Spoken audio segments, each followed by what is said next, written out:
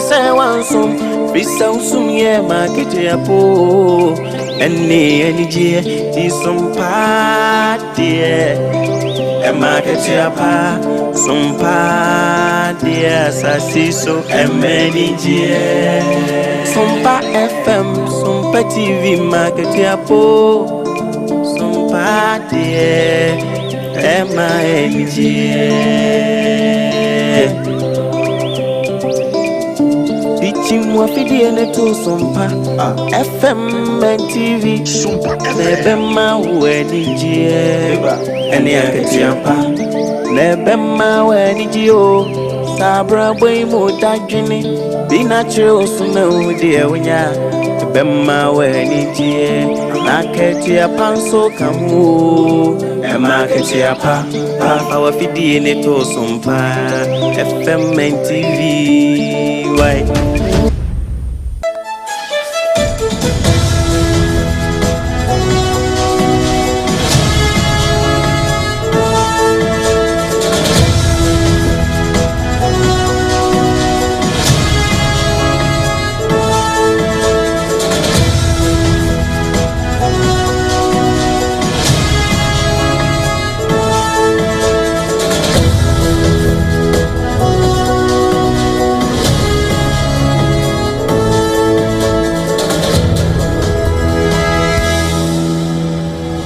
Mama promo ato ye mamu nyina mu ha anaso ye da erade aye ansama wodo ya yensamfo adawroma waboaboa ne nyina anono ana ye de baba somosa awia pronto bakasiebo shananso secure sanitary pad wamo enable ye chidom na kasiebo ifri hanu a ebetwa ne wona afa ba fontenta afidie no so kwa benya bi na wakenkan aya www.sompaonline.com Facebook no so ye dam aya SOMPA 106.5 and na YouTube no and also ye SOMPA 106.5 woko aya ba fontenta afidie no so ne ade a e wonyina tune in radio ye dam live e wo honom afai Kasia boy ba fa SOMPA ye fidi kasia ye wasantemantemu eno ye 93.1 afei woko takwa de sunyane enkranza ane ade a ewo nyina da ye wom secure sanitary pad kasia bono ne eduma kotini bi ane sema mpanyin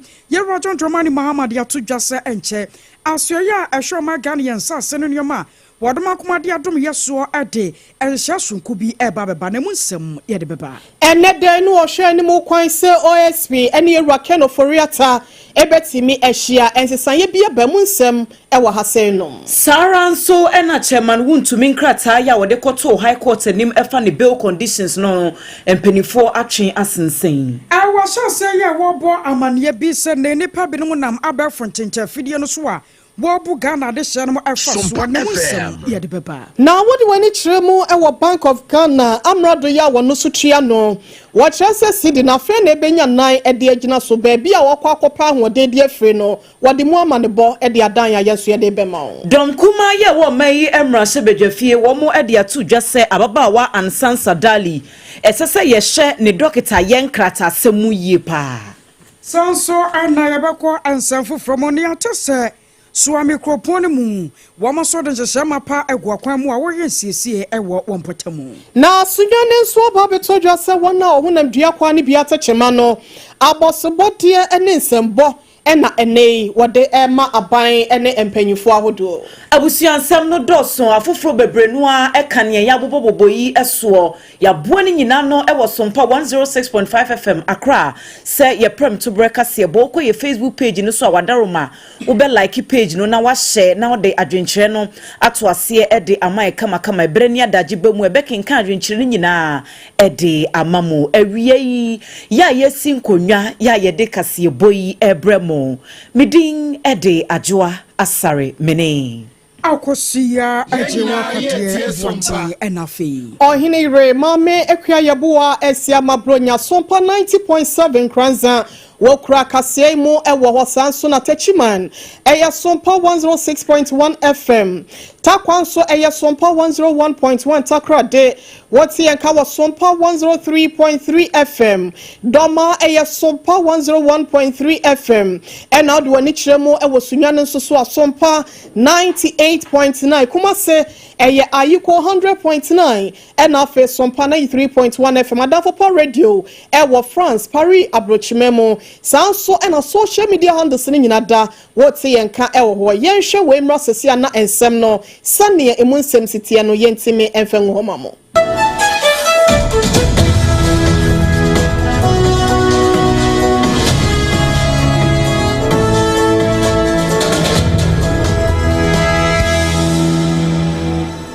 Afei yanje breka sia bono enchemu ankasa enie asante mantamu dwamtreni ma New Patriotic Party NPP amanyuko no eye Bernard Ntwibu esia kon ya dodo no a efre no chairman wuntumi yakasa emotion ya wode koto omei high court anim efa ne bail conditions se wo monyansa kire kakra ewom no ono ankasa atwe sa bail conditions no asensen na motion no a wo mo ede koye no eye bosumi a etwamu ne de toso aduasa na chese na wotwe awie ye fiada no ere wo de sa motion no ekoye se high court no wo mo nhwe no wo mo nyansa kire kakra ewom ya nanke ye hwe nim se nyame ya dom a wo chena e na high court no betena ensem no so na afei no de chema wuntumi de akoto o manim no se ebekoyie anase enkoyie eno so yakwe de nka ebeko ewo honom enso ye kasai ene yi a chema wuntumi ene ne mra animfo ade anim ama wo mo akotwe sa motion no ede afri high court no anim na chema wuntumi ye anim semse na wotwe atwa mu nyina de na nyasem kuma ewo mu kura nefua be ye num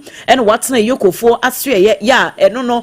wontumi enkofie na wakonye efie aduani bi kura di ama ne ho ababai no na womde ne kopie mu ewo economic and organized crime office yoko no conditions ahodo ya wode ma ne se be kire se chema wontumi ye betimi abeli no na 50 million Ghana cedis na ne mra nimfo di anim wo mo ka se da bi sa bail condition we die ano odin dodo 50 million die ano odin 18 company for no wo munye bibi mfa ho enye nsakire kakra wo no wo mbete so kra no a wo mo ate so ede ama owura no nti eno ho ensem na nka ne ehwe anim se wo chena high court no ebetena so no enso nkrata ya aba ya efri chema wuntumi ene na lawyer fo ho nyina edi adanse pefe se sa motion no wo makọ withdraw edi efri court honom na owura Gary Nimako oyemranim ni wono ne di anim kura ene wabra na wo mo ekwakoye sa withdraw wa no wono na ejina mu ede ama chema wuntumi ewo sa kwan no eso na so nsemi nyina emu no chema wuntumi ni mranim ni yankasa lawyer Andy Apiakubi enso aka sisu dua se eye no kura papa so wo matu anamo bia etisa afei so two sureties ahodo eye tiginafo mienu ana eka bail condition no ho a iyokofo nso pe no sesi a nyame ayadom ama wo manyasa etiginafo no mienu ye no se ni bibia atumi akọ enkan enti yakọ anim no ye de yani ebedi akire na afei se mebefiri ho no mabanso bia no ye de abo mo ewo ye kase boy mu ye nya no nte ye krakra so se osofo ya kane no wo hwe enuane ani yayo so owura Brian e champo krampo no wono nso etimi eboa ama nhihya ahodo a wo mudi gu akwam ede afa sansem bibia etimi akonkan ti ye ni de akire enkrata ya efri ne mra nimfo ene eyemafo en associate fo honom chema wuntumi akachi nyina no bibia di adanse se no kore se conditions no o ma withdraw ewo high court Afe yinramwe ewo kane fotosanfo edema wo meye rakeno for reata bandada ye twemu na nsen ya no wono ena na hweto to sikasem ho ensem edema yen na ni nsem beto dwa wa bra special prosecutor ye rakisi ajaben enche ye bia no obo no wanted se ensase sika bia fa nensase wantoto ne ma ye ewo na dwuma penso ntin womra no meyi no hwalo ma wo bo no wanted wa bra ne rakeno for reata owa mono ne ya woje eye kwa ho sanse be ya ne mpom de ho nsam no bibia betimi awiemu ye di ama no na ne woto ne kakra no wokyere mu ewo maiga ne mu hase nom ene ye rakisi ajabi kohia ye ba wo hye se ene ya ye kase ne wose wone no esa hye biem na asenie bia wo wana sensenka ye bia da no wonom etimi esiadwa akasa asem no na nansen ya kranche ye na wotwe mu no ye rakisi ajabi ede beto the social media handles bi so platform bi so be ka sese enedu na se ewra keno for reata wa amade a ɛne ɔbɛhwɛ na de Interpol wanted wɔn matimi aba abɛkye ne biem na nsɛm ewu wanted kolampo ne yɛwura Ken Oforiata ɛde asɛm na akɔda Human Rights Court sɛ wɔn ka bi ma no ɛsan sɛ wɔnim bɔne a wɔyɛ yɛnti apanyimu ɛte sɛ no wabɔ ne bra abedu baabi a yɛdu yɛwura kisi agyaben obetimi agya ne tumi so abɔ ne wanted wɔ abro no ankasa no wɔnim sɛ no wɔni wɔn mɛm ha sɛ no na ne nyinaa mu ne mmerɛ nimfoɔ no bi yɛayɛ frɛ no yɛwura Frank Davis wɔne nsɛnkyerɛfoɔ akasa ɛfa ɛnɛ nsɛm a na wɔsɛ wɔtena seka nanso ɛsan yɛwura na pɔmden ho nsɛm ɛne surgery bi a wɔkyerɛ sɛ wɔsɛ wɔkɔ yɛnti no wɔntimi ama asetena no ama so yɛntie ne nsɛm no bi mmra. We have established from day one that Ken Oforiata is attending to medical challenges in the United States. We made that clear already from the very outset. He is not outside of the jurisdiction, and this is known to the OSP. I believe you are also aware of this. This is abundant public knowledge. There were a series of engagements between us and the OSP's office. We came to a firm conclusion that Ken will make himself physically available and present to attend onto the ASP for a scheduled interview to elicit or solicit a caution statement from him in view of the charges that the OSP claims to have preferred against.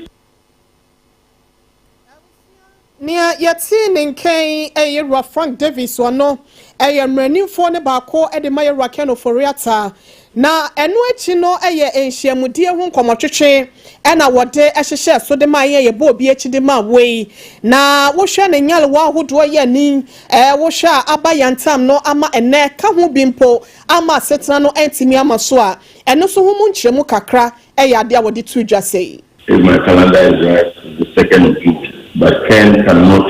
be physically present. The change in his health circumstances have been communicated duly and promptly to the office of the Special Prosecutor. That notwithstanding, his medical records have been made available to the court against the back of the suit that he had sued in court against the OSP in the Human Rights Court, seeking, among other reasons, that the OSP ceases from advertising him as a wanted person on its platforms and to desist from still parading him as a wanted person. Abusia nia wakasa ye waya mranimfoɔ baako ɛde ma yɛwura Ken Oforiata kane fotosanfoɔ de ma ɔmɛyi ne din ɛne Frank Davis ɛna wɔkyɛ sɛ mpanyin si ɛsɔn a yɛsɔn ɛyi yadeɛ nɛ asetena yɛ a ɛnya maso ne nyinaa no ɛne si yɛwura Ken Oforiata na pɔmuden ho nsɛm no ɛnya adeɛ a ɛsisi soɔ. Jumadia bi akɔso ɛwɔ Kempiski Hotel yɛ no ɛwɔ Magana emu wɛ no ayɛ yɛfoma gudi ahodoɔ yɛ a yɛtuo no ɛyɛ sika akɔ sɛne yɛbɛyɛ ebetumi afra dom na atwo dom na afei aboa amoman no akasa yenye sika na ayetumi ade abɔ ye ho bra ane empanyemfo titiru atwotwo woro won mo esuma bɔgesem ato odonko nyina ade won mo nyam aba beta kire bi ya wote kra no bra ngoma so santimero 2472 ya otoso mienu na wono so ɛwɔ pie afei dwumadie no ase no atwe dom ama ebifri Somalia man no Liberia ne je ana afei ebibiman amama wodo empanyemfo anso ba bepie mu bia na Ghana mampanyi ye John Dramani Mahama wono so ɛwɔ dwumadie no ase na ebra mampanyi ne kasa no wɔkyerɛm sɛ wo hwɛmu a edurumra bia wɔma Ghana ye sika akɔ no anam so ɔman no wankase ye wɔ sika nanso ye hunu ɔman no sika no sɛ ne ebesi bia hwɛ so nti na nkrɔfo firi wɔn wankase kuro so aba tabiri sika no ewie kyerɛ no mo sakra mu a na wɔn masan so de akɔyɛ biribi atɔn ama ɔman no abɔden a ɛno ɛmfa so papa ɛmfa mra Ghana wɔsɛ ɛno aka ho bi nti ama ɔman no dan nyina no emu nipa da ne nkoa ɛna nkrɔfo amaman so wɔn mbɛsɛ sika ɛwɔ ma Ghana mu no wɔn mom adane esikafo ɛtete wɔn nkuro so a ɛne kwansa nkaba no saa koraa wɔsɛ nam so nti no asoɛyɛ a wɔhwɛ wɔ ma Ghana yɛn sase ɛne nneɛma ɔdoma nkomade adom yɛsoɔ ɛne Ghana Gold Board wɔn mo ba bɛka abakyere mu sɛne ɛbɛyɛ a wɔn bɛpa odwumadie sonko bi ho ntoma ɛbɛboa ama nsase yantam bɛsɛ 10,000 hectares deɛ wɔn nsa bɛtumi akana boa ama wɔn ma Ghana yɛfuma gudi a yɛtuo no yɛbɛtumi atuni yie na boa ma wɔn ma Ghana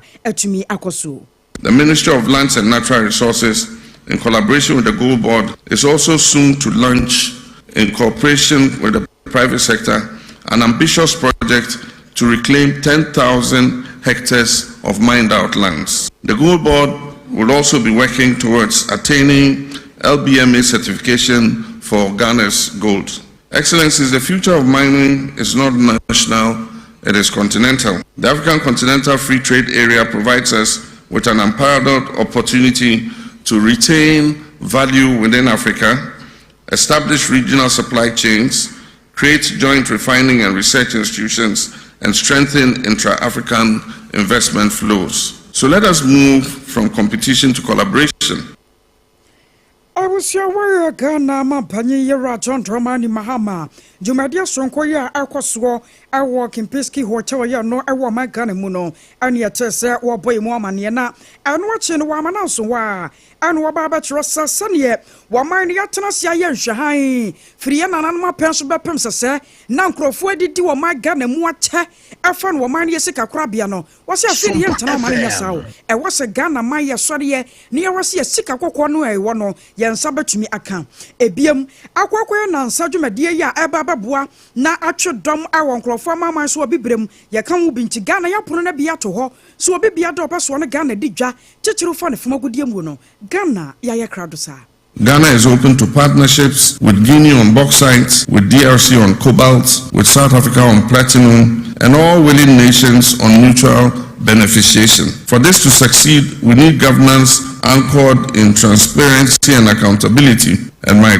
administration is committed to strengthening the Minerals Commission, digitizing licensing and monitoring, publishing mineral revenues and contracts, removing bottlenecks for responsible investors. We work to ensure that mining revenues benefit all Ghanaians, especially the host communities developing our mining. Gentlemen, mining in motion is more than just a theme. It is a declaration that Africa's mineral wealth will no longer be a curse, but will be a blessing. That Ghana's gold will not enrich others while leaving our people in poverty. With this spirit of I was your warrior Ghana Mampany Yera John Dramani Mahama, and what you know, Anna Santamera. Or 2 year or Tosum, you know, one so the Kakra to us so at Rossa, one my Ghana and can you only have seen you, sank your pie, why you only have seen now should be ben I be a more marno, yet just as I'm walking near to Namshinti, Sagana and Panning Fonu, and you may be a now quite wacho, nay, 1 person sorry. I was a woman so share, now where you be at the bois. The August audience has been assembled today to begin a 3-day dialogue in Africa. So, mining has always been critical to Ghana and to the African continent. As you will recall, until a mere 70 years ago, we were called the Gold Coast, reflecting the prevalence of the precious metal in our land. Mining has been the bulwark of our economy through the ages. It remains critical to our nation today, accounting for over 12% of GDP, and providing that we also acknowledge the moral support of Ambassador Virginia Palmer, the United States Ambassador, who also gave my son all the support in organizing this, and providing the largest source of employment. I was your way, I Santamera, or 2 year or Tosso, Minu. War and some fufro emunodom kuma ye wo maimra sebedwafie de na woche bako ama Ghana Medical and Dental Council for se enimanimu ya wo mumra mechirem ne ehunu biaye ya ababa wa ye frɛ no Ansansa Dali wogina se aso won krata ya nkrata no bibia di mu se wo doctor ni ana se wonye doctor na saa demandi eba ya na eye nansemu ntemu ne yebo mamane wo ye kase bo emu se omampani John Dramani Mahama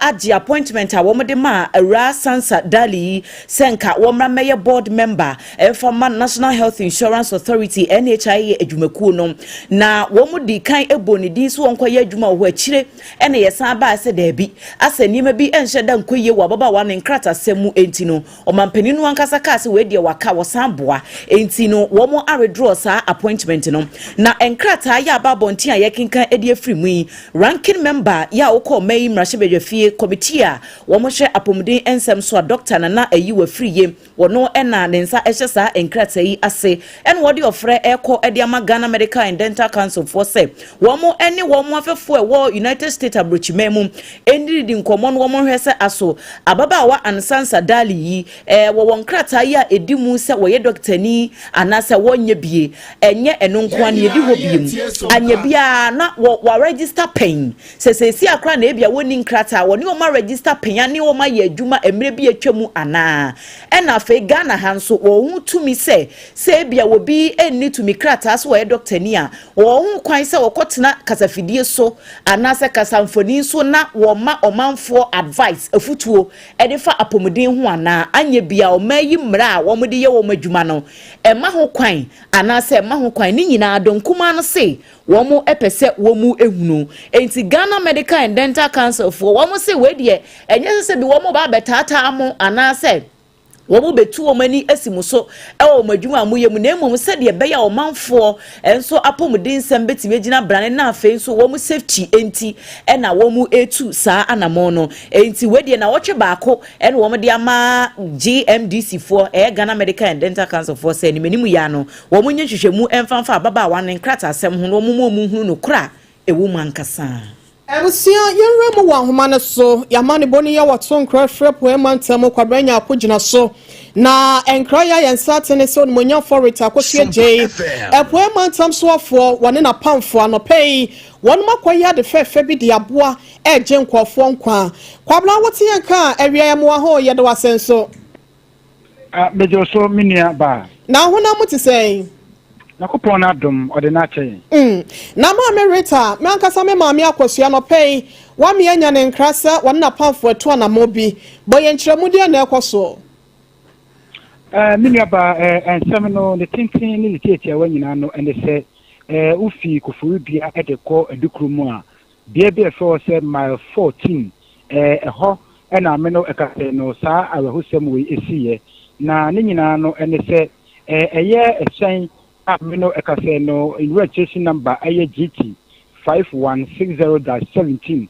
no na esi asama ebe piegu ewo kofudua na ekunya akwanhia ewo eye ma 14 honma na enye ejago ekra na etoye mantem so afo ma mereka akosweje awati ono so esi kofudua ekopiemu ewo odumase akodi dwumade bi ewo honom na no eno kopie akwanhia eso no wantimi entwemu anko na emum no oma ne sen ejinaye na oboaye ene mpanyifo woni hye ne mom nyina boaye ema me no kase omo a na akwanhia no omo te hye no bi no omo timi eyi omo edem fi eye esen emu na ade ba ko omo ne sen kurani akwanhia no de enya ade a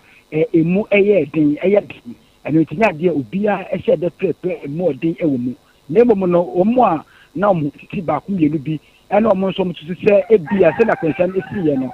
omumu betimi aye omo ya no ena munum ho a omo tagu omo de omo kopiem awadukrum akom den atenaye se be ya adopter fo betimi ahwe omo na impo no omo so omo betimi atom yakopon adom me no kasa ne die omo jai obi biara ama no akofie se panyifo chi mo ya de etomo paper no ano enya den sa enti etima hwe omo eja obi biara ama no atimi akọ ne momo no epoye mantem so afọ ma merita akosua eje awate enya nia edikan eni a watimi etusa anamon akọboa ama akwanhye etime yi omo paper no bi de afimo manfo beka ya match boss when the so adunu enwotwe wo bra school for enkola bi fi atampe na omo ko excursion e wakosomo omo so mo konya akwanhye enko wiase no ma merita akosua eje awate kopie so ema eno so oboaye ema me no kase omo an kura na nya akwanhye no omo timi eyi wo mutimi no kase no ade no beto mu no mafo bebre na ena ada betudwa akemi se anamotu a payment so for etu no eye bibia se timi bana ba so tan se enye opanyi bia ena otu kwan obekoko piesa de dawe so a obegina se nto no boa ama omom nya akwanhia no yatimi eyo mutumi no kasa ne de no kura na mom enya ade akwanhia no obia pre mu oden ewo sa akwanhia no emu na chese ye kasa de omo ho kan ni nyina no nyankopon nti omo nyina omapom de ne sisi so no kura pepe yedo mo kopie mu ewo health center no wo adekrum no amunmu hwa na doctor for hwe wo ma no bi ase tibi de mo be mo so a yeto do mo so mo kokoto no so yeto de mo ene ti agya mo nyina tempo no mo nko na sabi to dwumadi eso eya na wabo me ma me akosua gya wote abeti se so mpaka se yese ma ne mo ne yo ne adwumapa ene enipa ho tema ya wo wai Meras miniaba maya na wase yenua be ma kwabranya akone se ne ya na nsen ya de si ye yewura Kennedy akompre ko Japan anwaka bi wode kwatwi fa motor ra bi so ache se wo ja ne ho ma anwaka afoforo nso be fa emu ne so na kwaya rewosem na ono so kwa ne baabi a wotimi chesi ya akwache saa shankafo mienu we sei edom koma police for no sada na epoye mantam so for munya for Rita akosua agye awate wono so etimi aya ye de abasobode de ma no wabre ye nua be ma kwabre nyako eto nkra no edema ye fa we sei ntwamutew na ye nto aso na nsanyeda ene asidi na ho ode ne yade a egira ne naso nkakra na eto da bia Ghana ye ho kire yen na ye kwa hwe hie mu na eto apentia de ya yesu eme ni so dru wanim pa no eye ade ye IMF na nsanyada na Ghana mpanyifo se dwan kotoa wonom esan se Ghana na ho kire na dos ye hu dwa yen ye pa ye ho ye hyada ehu yasene mu enam sayo so ema wonom jepene se emfa ho ne de asie bia no behwe na watimi aba yensra bem se de be ya yesikasam ya atoto apeno so no watimi aboa ama ho nsem na setimi agyira ne naso na ebusua ansemu a eba no ene se $3 billion ya na ye hwehwe de afri won chen no ebia di nkan ya ba de dikan de toso mienu miensa nan ye kasa ya panyimfo ya wo hwe sikasam so obem ha se nom ya amrado ya ezikabata krabia no wono na eda no wonom ede aba betudwa se enche wo hwe ne mu kwan se bosumi we se ye mu no enkwa wiye no na Ghana eye fifth trench no be se $370 million yetimi enya ede afri IMF fo na wase anu achi krampo no World Bank fo so wani da kwan se wo ba beboa yen sikasem bi no wase sika wase mienu etimi ebeboa ze wo Ghana yen sam de a enu betimi aboa ama Ghana yesikasem ya na toto ape etwene na sinya no ewo dollars euros ne eye pounds nenim no etimi enya ahoden mroso na etimi aboa mo me sikasem so honsem no etimi egyina ye basa eno ene be me enya hyeso papa ewo ya brabom ne amaboa ya ye den no eso atete ama rate ahodo no so no ene sikakra bia honsem no so etimi egyina ye wei eye nsem kakra ya Bank of Ghana Governor Dr. Johnson Esiama wonu kodi dwumadie bi ya watche se ye ni da kwan enche Ghana ye bete dente no ye hwe na ye num so emfa entwen ope ye ko ansem fofromu na Cybersecurity Authority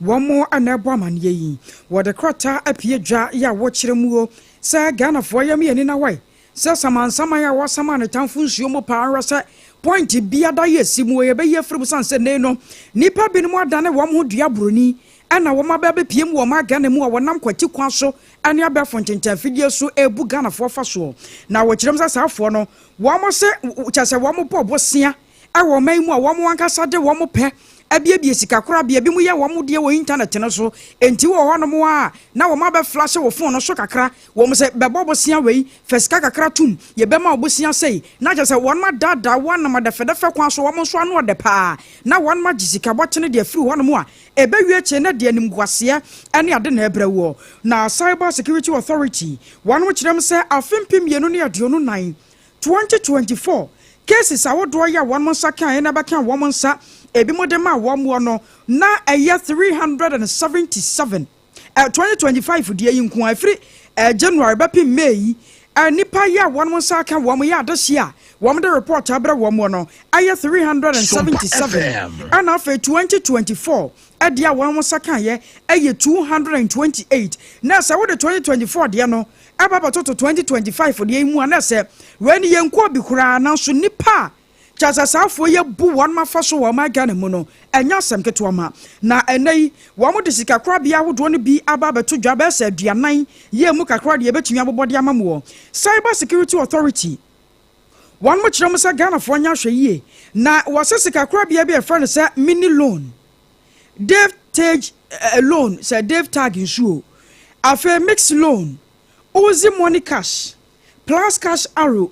ana cash arrow wo mu nyina wa ba fo nchenchen fidie no so wo no mu di djuma internet no afei funds credit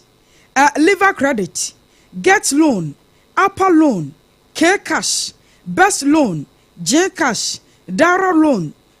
base tap loan GH loans just wo mu nyina loan fo nko a ana sun loans urgent money spark loan wo mo so ka ho bi ana wode abasa wo ba ase wa sky loan for ana loan cloud GH ana P money wo mo nyina ya afoforo bi kan wo mako aduanan 40 enti wo aba fontenta fidie no so na hu se loan fo bi asase ase wo mo ba ho na won mo se o ye bobosia enti hyase na ebe register na de omo yansunie wo mo defa wo a wo mo je particulars enti wudi baby a wotie wo Ghana card wo mo beje number wo so afi wo beje ho nneoma no ma je picture passport picture so de aka ho ewie kira na won ma kira so fa be se 50 Ghana cedis deposit no ansa eno no betumi aboa me ehunu se wankasa waka wo no sika da mu oye secure da betumi age loan dia free ye nchen enti won mo fa sa da fe kwan no so no mo gi wo sika no sa no a ehonum na wo mo de gina so na afa wo ma hyase se wo mo bo hanya ewo sa kwan no so na aka wo bi ama Cybersecurity Authority won mo kire sa hanya ya won ma bon krofo yi edidi mu ama bi mu adagya aba tomo nchen so afei ebi mo timi de gina so di watam di trofo ebra wono mo anam dafa kwan so age usika awie no o wo koka se sika no waje awie loan no antimi ama na wasa di watam pa se de wato na de awuntwi aka na je se wasa ye wo de aka ho eno aka ho bi ama Cybersecurity Authority wo mo de kra cha pie gya cha Ghana fo emi ani na wo pa na sa de no a ekoso wo ma Ghana mu no si ya kyena se ne ye nhwehan a ebaje nsamo na ade atwa won mu nsuru mu na eku wo mo no se Sarfo nyina no wo mo nam hyehye so na edi sa adwuma no nti wo mo nam kwachi kwan so ne ka na chichie kwan so ana ede ayi adwuma akwakoye arewosem na asem nti yankwa wo no so na ne panyipa ye ba no jase abafo nchencha fidie se yebu nkrofo afaso ni mu bampo mu a wabene mu cybersecurity expert Yero Richard Kumado enkonkodi enkomo Yero Richard yemo ha wo sompa so ni. Thank you. Already what are my friend we ya boko. Ya unu Cybersecurity Authority wo mo bomane say sikakra bia be say 940 ebi ho ma wo mo operate e wo ma Ghana mu no mo no wo mo de ne internet so eno mo di dwuma wo mo bu Ghana for be say 377 de afaso asem ye kan say na ye but me did say my report number 1 me did say my report act na ma police Cybersecurity Authority na o my taking it out from there. And number 2, about here say when you are dealing with an app as an individual and as a group of people, obey your background checks on the app. Say your financial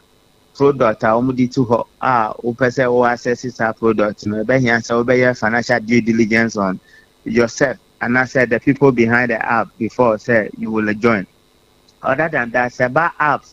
and using it to criminalize people and I said to defraud people were very something I hear very common with Ghana. Because a few years ago, back of Ghana, a whole list of apps by any online companies or your investment. SEC force another list by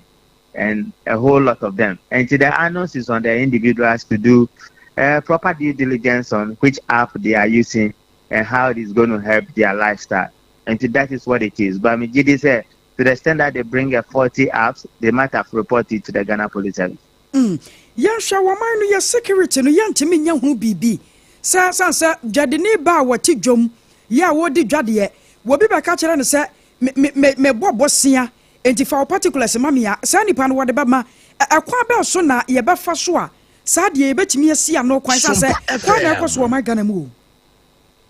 No, you don't use the market woman for this one. Because market woman will not use an app, isn't it? And creating an app is somebody's business. But when you create an app and you want to use the app, it is you, the end user of the app, that you have to be circumspect to the type of app you use and what you are using it for.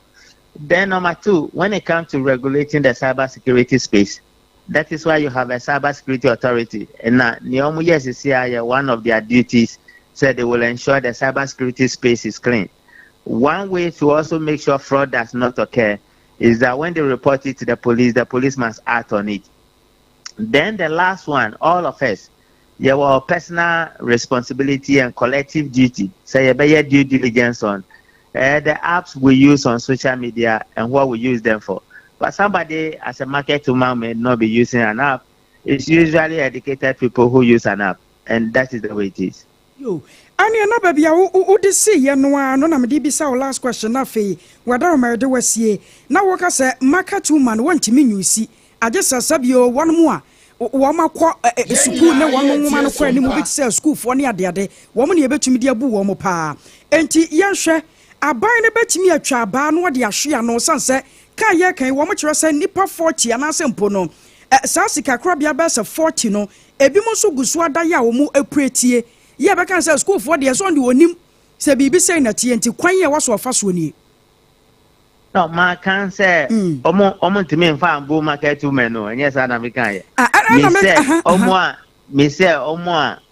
they are likely to use the app more will be the educated and not the market women basa ye the bo omo they want me the bo bia okay they can defraud anybody and everybody basa ba omo ba you see the app more they are likely to be educated people. What government can do is to ensure that from the Ministry of Communication to the Cybersecurity, once they identify any of these things, they'll bring it to the fore so that the general public will be aware. And it'll be one of the ones they have done right now. Basa amount for creating app there only to stop anybody from creating the app. But when the app is created, cybersecurity business can be structured in such a way that those apps may not surface in the first place. Now, so Papa police be making sure say they don't use it to defraud people, and when they do, they get arrested and prosecuted. So that is where we are. Public education is key. Continuous awareness creation is key, and personal due diligence is very important when it comes to some of these apps. Now, Yabaka Cybersecurity Authority one much. I was answering one. And no, me can someone chair and answer man chair because there are categories of jobs they do. Me name time this one has come to their notice. Okay. But to the extent that they put it out there into the general public space, it's very important in some way. Because for some time now, Bank of Ghana for the list buyer, sex for the list buyer, cybersecurity, once in a while, the list buyer these apps, there's a popular one in town. It creates a whole lot of problem. Using it to defraud people, almost you see that be and a whole lot of. So we'll continue the general public education and creating awareness. But individuals and groups, where you have a responsibility to yourself to ensure that any of these apps are connected properly and you will not be defrauded. You're Richard Kumado. Yeah, that's no brand. I was here where you're Richard Kumado. And your turn and can wear a cybersecurity expert pa and your test a watch and some more at Yamayano. A real prompt broadcast boy secure sanitary pad what dom I saw you mono and now I was say as some wash and so about doing your secure sanitary pad. What brand baba so sanwa? I was so to miss you na to me a boama rushes a what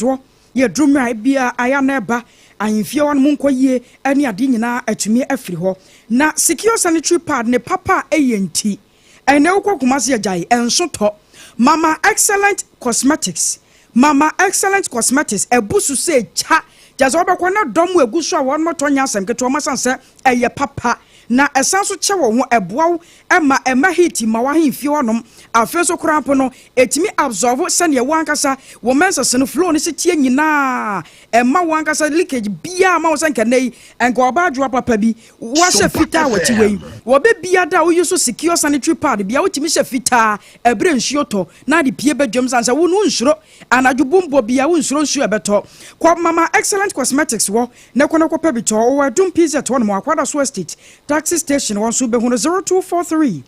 862158 0243 862158 on sa ebeka wonom end point homeopathic clinic nie was obey free wati e one minute yade ne nyina last stop ne wonom Shell signboard one more Spintex Road Accra chronom abohia Kumase e wonom so wo mo e wonom waso wo ko wonom a abusua yade bai yade ye body ka sam we yeye wo ba no be ma wo pa wo prostate yade na ha wo anasa be ma wade no wanka sa ntumi nya dwuma kidney liver problem na aye end point etuo betwa ansan so mabiem wo hunu bi kura wada ye sumu sase ne mpanyifo ni nkomo physiotherapy therapy na fe massage nyina ye bi 0244 867068 0244 867068 where soon ye jina na yadan ye hotel asabasisia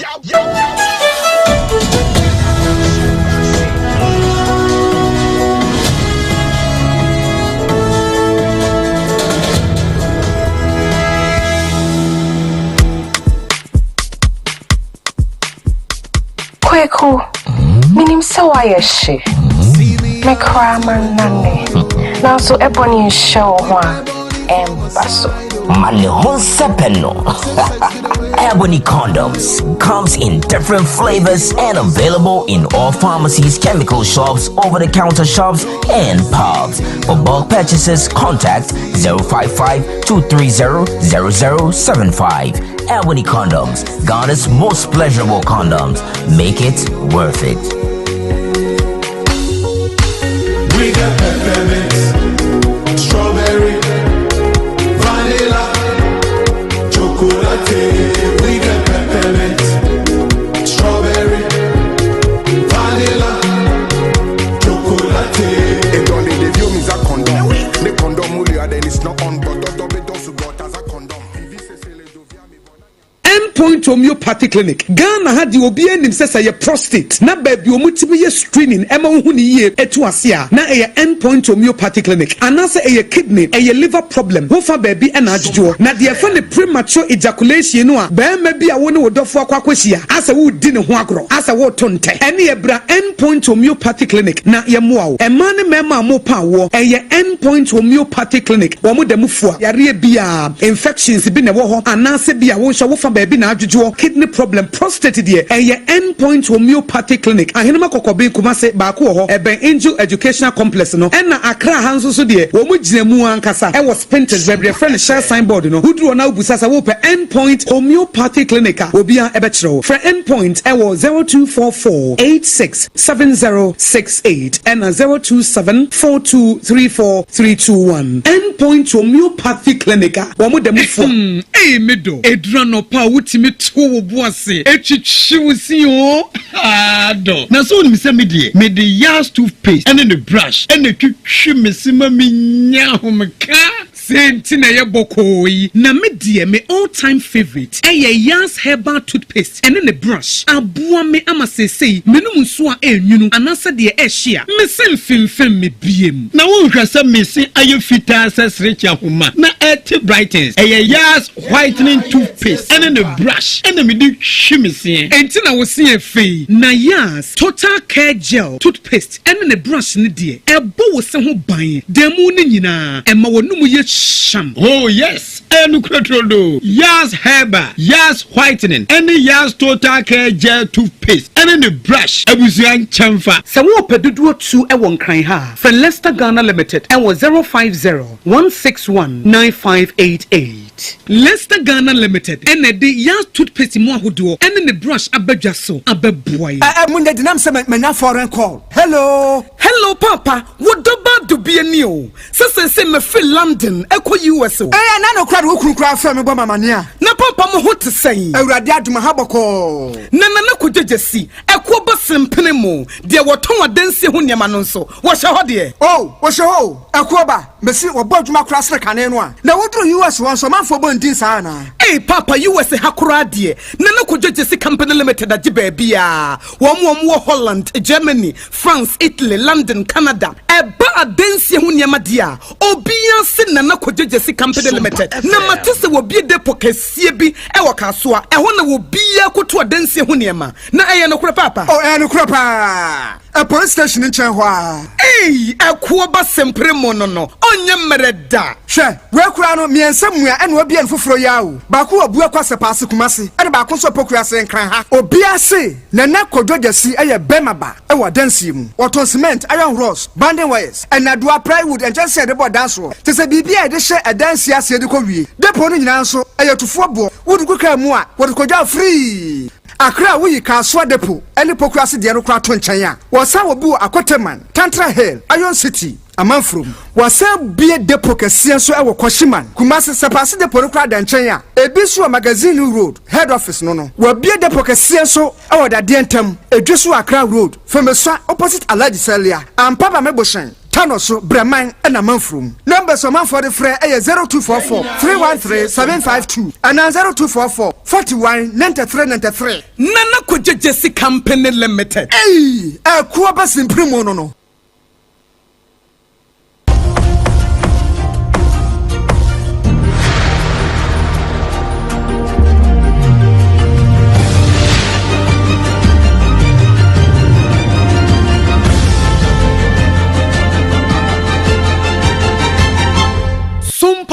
yebo aji bebia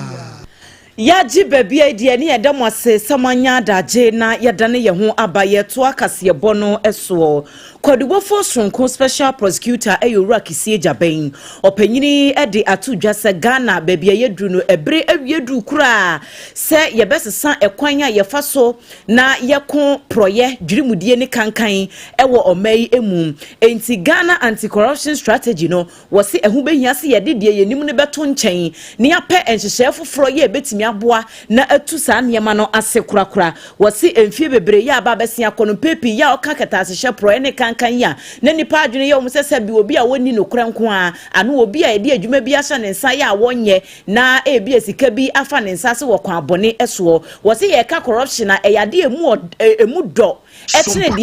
ya adwene mu no yehunu no enti eberebe yeyie na yetu ase ntamo de a na hu behia sensa kire bebre no a ekoso wokwan a yede eba betu ase no ho wo se ne nam sa enti nansemu entemu wo mo ahyase edi dwuma bi a wono owura Kisie Jaben kra ne di animu a wo mo ede adeseden krata proposal ibi eko mai mrahye bedwafie ni tichu ewo constitutional review committee no eso na wo matimi ahwese sesi Ghana eniema beko yie ewo saa okon no de a na esese ye ma amamra 1992 constitution e de yadwuma no ye twabia ye bi eto ho de corruption ho ntokwa ehyemu na etimi eboa wo mo etu saa anamo no opanyini di nsem we nyina etudwa na dwumadie bi ya ekoso ewo Alisa Hotel ewo Enkranha anopeya West Africa Regional Anti-Corruption Policy Dialogue ena ekoso sa dwumadie no ase ena owura Kisie Jaben edin semi ekotu dwaye bi theories do not match the practice. Corrupt actors are becoming very rigid if you preface this. We cannot do this in respect of our ancestors if we reimagine the way we are fighting. If we reconceptualize fight against corruption and ground it in a functionally specific way and not based on theoretical constructs. Functionally specific way and we in our context now. How do we fight corruption and address the problem in such a way that education of a girl, healthcare to females will be well as family?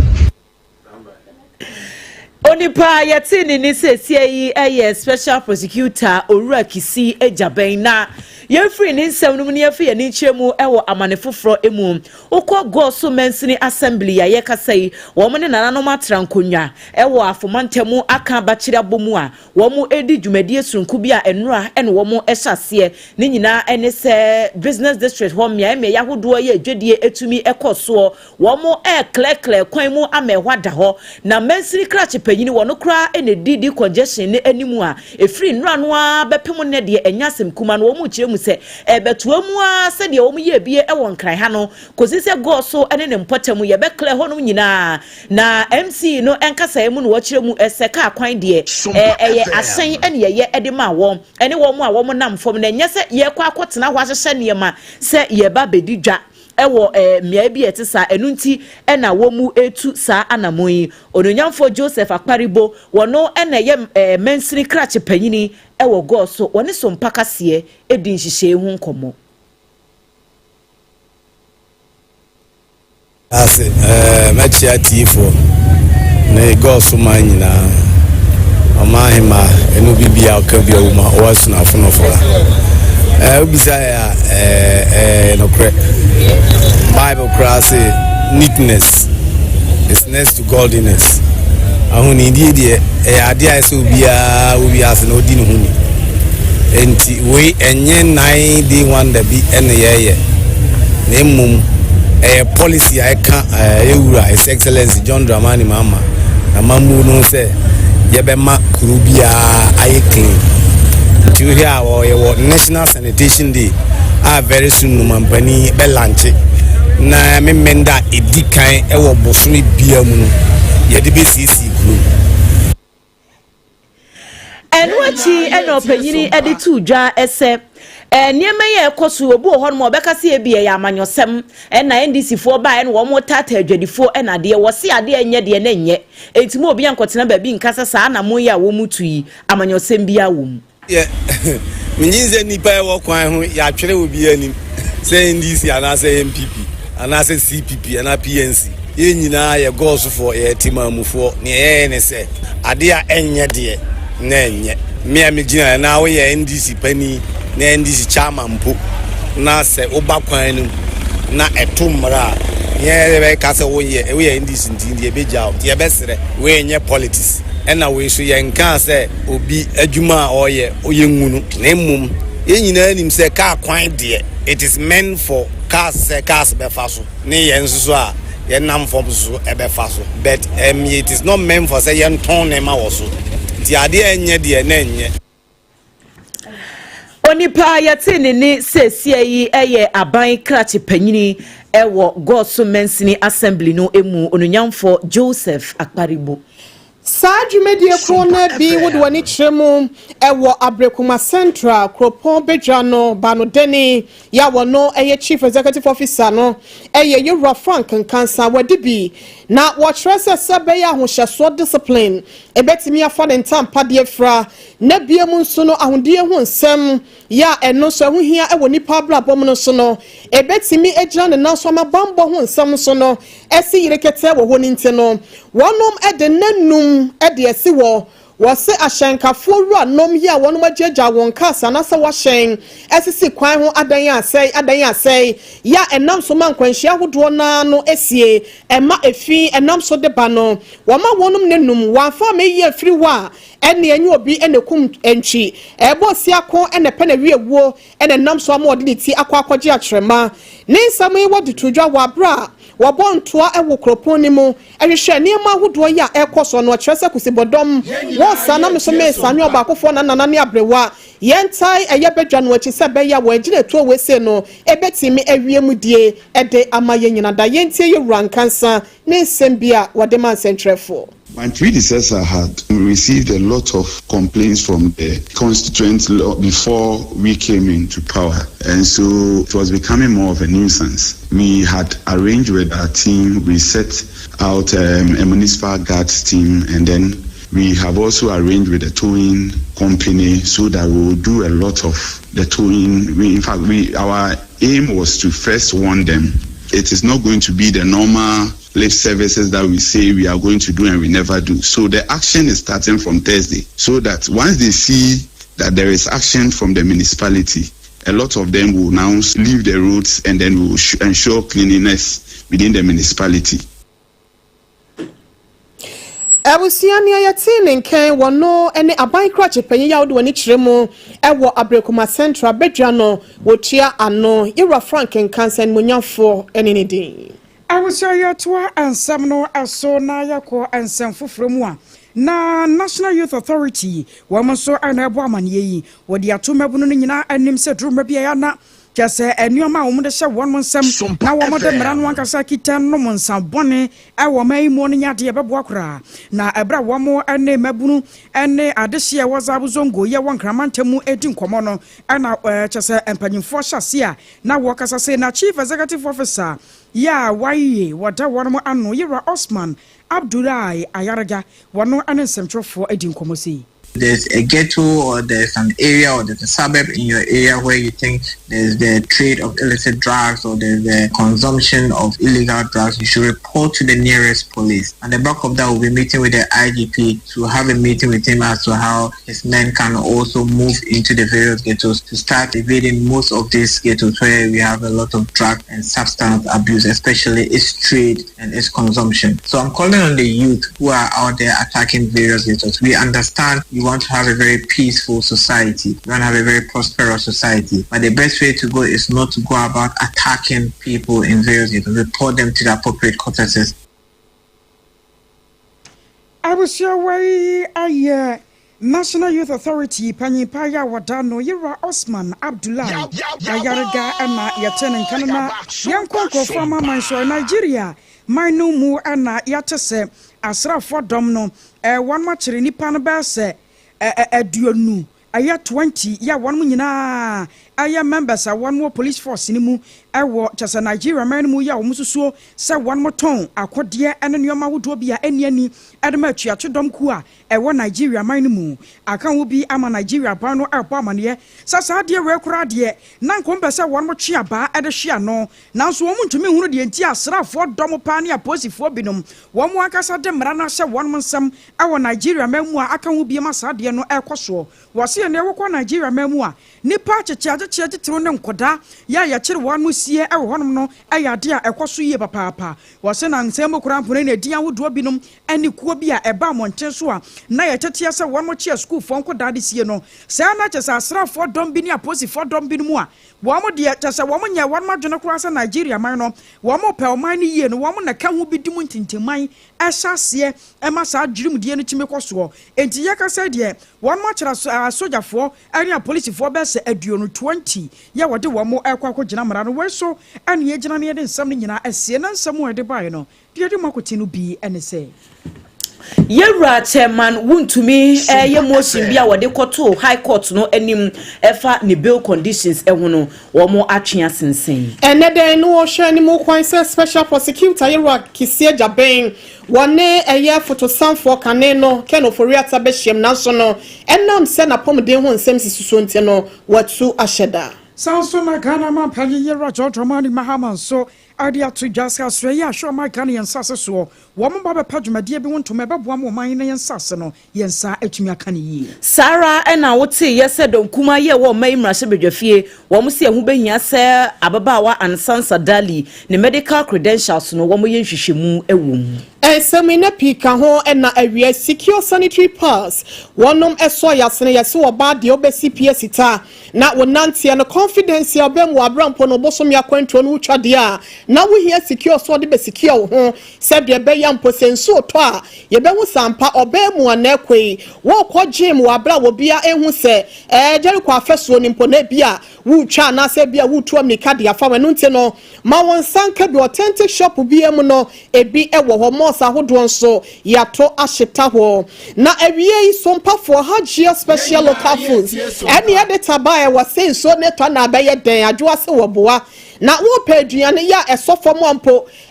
hwiegu anu akasa ba besesa ne ho eyi ne ho abosia de afiri mu dia na eye Hajia special local foods ye kanfo de ama wenom ne nuane papa ya nananom ahemfo dwabo dwumedi ase no woto nsafra se mo famre yen esansa prapransa kantete aduane no ubenya bi ewo ho afei abetia se ne nkatekwan ya benkwa papa bi esofo mo anepai banko ne tilapia na se fufuo ene yankasa yabunabunu yibi yabekwan yankrakra na se nkwan be na wope sanso ena jollof papa bi emo ene stew de wope bi ano mesro hacho atomic road ho ye ben transition bomodin a ye deliver bi ma anopa no wotwe ekosi anwumre no wotwe mpamu ene edijumenti breakfast lunch ne sapa ne nyina da ubetimi akwa akofa no wo hwehwe ye kira kwan ya Facebook ye wo TikTok, Instagram, eye Hajia special local foods. Bamodian ne freye order ne yenye bi ma osese